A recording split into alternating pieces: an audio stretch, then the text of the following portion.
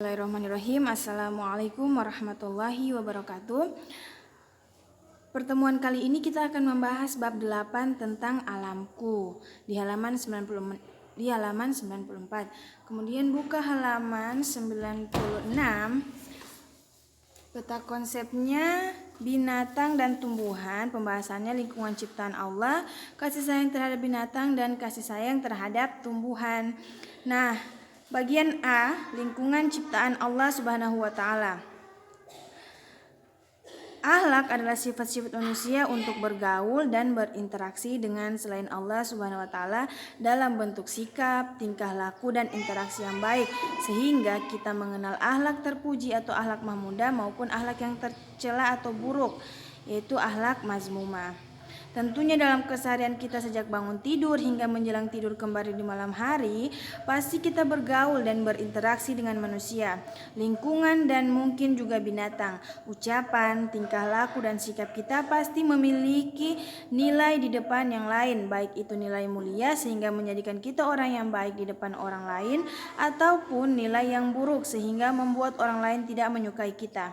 Binatang, tumbuhan, dan benda-benda tidak bernyawa semuanya diciptakan oleh Allah dan menjadi miliknya, serta semua memiliki ketergantungan kepadanya. Keyakinan ini mengantarkan seorang muslim untuk menyadari bahwa semuanya adalah umat Allah Subhanahu wa taala yang seharusnya diperlakukan secara wajar dan baik, sebab ini merupakan salah satu tugas kita menjadi khalifah di bumi. Maka jika terjadi bencana dalam bentuk apapun yang saat ini banyak dikeluhkan, itu tidak lepas dari akibat perbuatan ulah manusia sendiri yang tidak mengindahkan anjuran atau perintah agama tentang interaksi dengan lingkungan. Bagian B, kasih sayang terhadap binatang. Binatang adalah makhluk Allah Subhanahu wa taala yang memiliki nyawa, mampu berinteraksi dengan manusia selayaknya manusia itu sendiri. Binatang mampu menirukan tingkah manusia, mampu menjadi penolong, bahkan ada yang menjadi pengaman bagi pemiliknya. Ini menandakan ada kesamaan dengan manusia. Maka oleh karena itu kita juga harus memiliki kasih sayang terhadap binatang dengan cara tidak menyakiti bahkan membunuh jika tidak diperlukan. Ada beberapa hal yang harus kita perhatikan ketika berinteraksi dengan binatang. Yang pertama, tidak membebani mereka dengan sesuatu yang di luar kemampuannya. Jika kita memiliki kuda, sapi, atau kerbau, maka jangan sekali-kali memaksa mereka membawa barang yang bisa melukai atau mencederainya. Kemudian yang kedua, tidak menempatkan mereka dengan binatang lain yang bisa membahayakan keselamatannya. Yang ketiga, menyembelih mereka sesuai dengan panduan yang diajarkan syariat. Aturan ini khusus bagi hewan-hewan yang boleh dimakan. Kemudian yang keempat, dilarang menguliti dan mematahkan tulang mereka sehingga mereka dingin dan mati. Kemudian yang kelima, tidak boleh menyembelih anak-anaknya di depan penglihatan induknya, sebab binatang juga memiliki rasa iba, takut, dan sayang terhadap anak-anaknya seperti halnya manusia. Yang keenam, membuatkan mereka tempat yang nyaman dan membersihkan kandangnya. Kemudian yang ketujuh, tidak boleh merampas hasil buruannya. Dan yang terakhir, tidak boleh menembak mereka atau cara apapun yang bisa mematahkan tulang binatang tersebut. Nah, tentunya masih banyak hal positif lainnya yang juga harus kita perhatikan, seperti memberi makan, mengobati apabila diserang penyakit dan sejenisnya. Apalagi saat ini sudah bisa kita temui profesi sebagai dokter hewan yang akan membantu kita dalam hal kesehatan binatang. Kasih sayang kita terhadap hewan ini sesungguhnya merupakan perintah agama.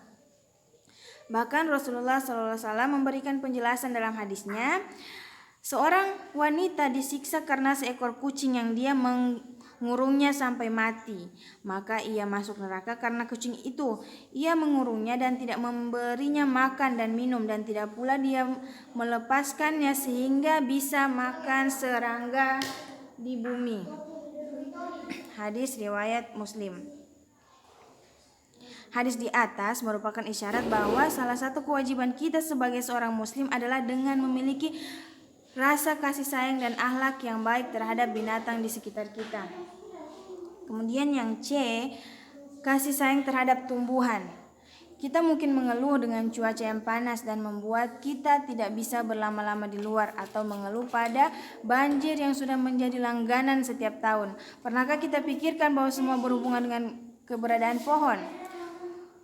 Pohon yang mungkin sering menyusahkan kita karena daunnya yang berserakan, pohon yang akarnya sering merusak tembok rumah kita sehingga kita lebih suka menebangnya. Mungkin kita menyelesaikan masalah kecil ini, tetapi kita malah membuat masalah besar lainnya, karena ketiadaan pohon menyebabkan iklim menjadi lebih panas dan banjir yang menjadi langganan setiap tahun. Maka solusi dari masalah besar yaitu cuaca panas dan banjir adalah dengan menanam pohon sekaligus mencegah setiap tangan yang akan menebangnya. Kita harus berkata tidak terhadap penebangan pohon dan mulai menanam pohon. Sudahkah kita menanam pohon?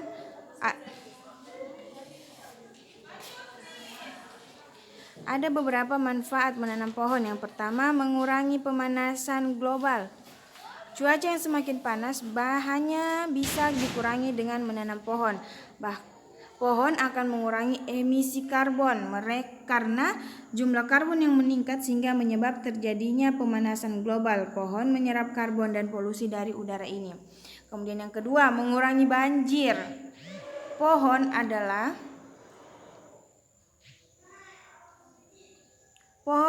tandon air alami. Dengan menanam pohon akan menambah tandon air alami sehingga bisa mengurangi air yang melimpah selama musim hujan. Kemudian yang ketiga, menurunkan pencemaran lingkungan. Pohon berfungsi menyerap karbon dioksida dan menghasilkan oksigen sehingga keberadaan pohon akan mengurangi polusi dan pencemaran yang ada di lingkungan kita. Yang keempat, meningkatkan kualitas hidup, dan yang terakhir, membuat anak lebih mudah belajar. Di lingkungan sekolah yang pohonnya rimbun dan hijau memberi ketenangan bagi anak-anak dalam belajar sehingga mudah menghafal dan mempermudah proses belajar. Sebaliknya, lingkungan sekolah yang gersang, udara menjadi panas dan membuat anak gerah serta sulit untuk konsentrasi dalam belajar. Di sini dalil tentang kasih sayang terhadap tumbuhan. Surah Ar-Rum ayat 41-42, telah tampak kerusakan di darat dan di laut disebabkan karena perbuatan tangan manusia. Allah menghendaki agar mereka merasakan sebagian dari akibat perbuatan mereka, agar mereka kembali ke jalan yang benar. Katakanlah Muhammad, bepergianlah di bumi lalu lihatlah bagaimana kesudahan orang-orang dahulu. Kebanyakan dari mereka adalah orang-orang yang mempersekutukan Allah. Pembalakan liar atau penebangan liar, dalam bahasa Inggris illegal logging, adalah kegiatan menebang, pemangkutan dan penjualan kayu yang merupakan bentuk ancaman dan terjadi di sekitar perbatasan yang tidak sah atau tidak memiliki izin dalam penguasa setempat. Kemudian di sini ada dampak buruk dari penebangan pohon liar. Yang pertama, apabila hujan, mudah terjadi tanah longsor karena tanah tidak mampu lagi menahan air seluruhnya tanpa bantuan dari akar pohon. Kemudian mudah terjadi musim kemarau, kemudian terjadinya pemanasan global atau global warming yang akan mengakibatkan menipisnya lapisan ozon di bumi kita ini. Hal tersebut sangat berbahaya bagi kehidupan manusia.